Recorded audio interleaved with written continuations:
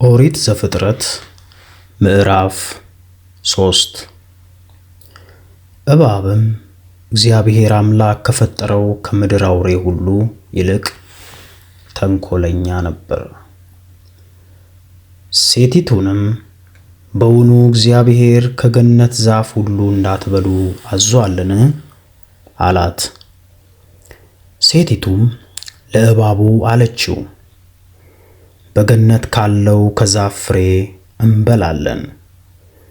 ነገር ግን በገነት መካከል ካለው ከዛፉ ፍሬ እግዚአብሔር አለ፣ እንዳትሞቱ ከእርሱ አትብሉ፣ አትንኩትም። እባብም ለሴቲቱ አላት፣ ሞትን አትሞቱም። ከእርሷ በበላችሁ ቀን ዓይኖቻችሁ እንዲከፈቱ እንደ እግዚአብሔርም መልካምንና ክፉን የምታውቁ እንድትሆኑ እግዚአብሔር ስለሚያውቅ ነው እንጂ። ሴቲቱም ዛፉ ለመብላት ያማረ እንደሆነ ለዓይንም እንደሚያስጎመጅ ለጥበብም መልካም እንደሆነ አየች። ከፍሬውም ወሰደችና በላች፣ ለባሏም ደግሞ ሰጠችው፣ እርሱም ከእርሷ ጋር በላ። የሁለቱም ዓይኖች ተከፈቱ፣ እነርሱም ራቁታቸውን እንደሆኑ አወቁ። የበለስንም ቅጠሎች ሰፍተው ለነርሱ ለራሳቸው ግልድም አደረጉ። እነርሱም ከቀኑ በመሸ ጊዜ የእግዚአብሔርን የአምላክን ድምፅ ከገነት ውስጥ ሲመላለስ ሰሙ። አዳምና ሚስቱም ከእግዚአብሔር ከአምላክ ፊት በገነት ዛፎች መካከል ተሸሸጉ። እግዚአብሔር አምላክም አዳምን ጠርቶ ወዴት ነህ አለው። እርሱም አለ፣ በገነት ድምፅህን ሰማሁ፣ ራቁቴንም ስለሆንሁ ፈራሁ፣ ተሸሸኩም። እግዚአብሔርም አለው፣ ራቁትህን እንደሆንክ ማን ነገረህ? ከእርሱ እንዳትበላ ካዘዝኩ ዛፍ በውኑ በላህን? አዳምም አለ፣ ከእኔ ጋር እንድትሆን የሰጠኸኝ ሴት እርሷ ከዛፉ ሰጠችኝና በላሁ። እግዚአብሔር አምላክም ሴቲቱን ይህ ያደረግሽው ምንድን ነው አላት። ሴቲቱም አለች፣ እባብ አሳተኝና በላሁ።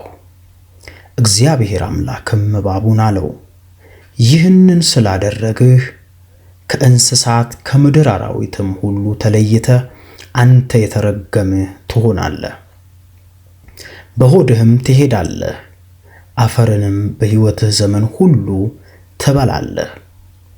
በአንተና በሴቲቱ መካከል በዘርህና በዘሯ መካከል ጠላትነትን አደርጋለሁ። እርሱ ራስህን ይቀጠቅጣል፣ አንተም ሰኮናውን ትቀጠቅጣለህ። ለሴቲቱም አለ፣ በፀነስሽ ጊዜ ጭንቅሽ እጅግ አበዛለሁ። በጭንቅ ትወልጃለሽ፣ ፈቃድሽም ወደ ባልሽ ይሆናል፣ እርሱም ገዥሽ ይሆናል። አዳምንም አለው፣ የሚስትህን ቃል ሰምተሃልና ከእርሱ እንዳትበላ ካዘዝኩህ ዛፍም በልተሃልና ምድር ካንተ የተነሳ የተረገመች ትሁን፣ በሕይወትህ ዘመንህም ሁሉ በድካም ከእርሷ ትበላለህ። እሾህንና ሜኬላን ታበቅልብሃለች፣ የምድርንም ቡቃያ ትበላለህ።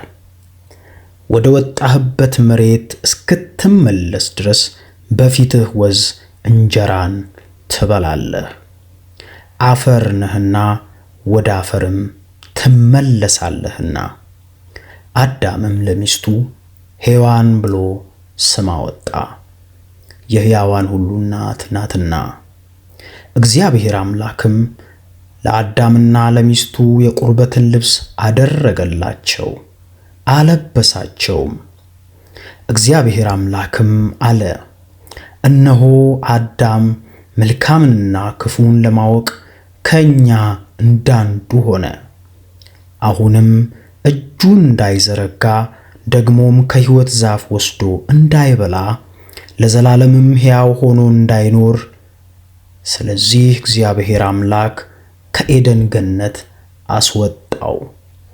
የተገኘባትን መሬት ያርስ ዘንድ አዳምንም አስወጣው።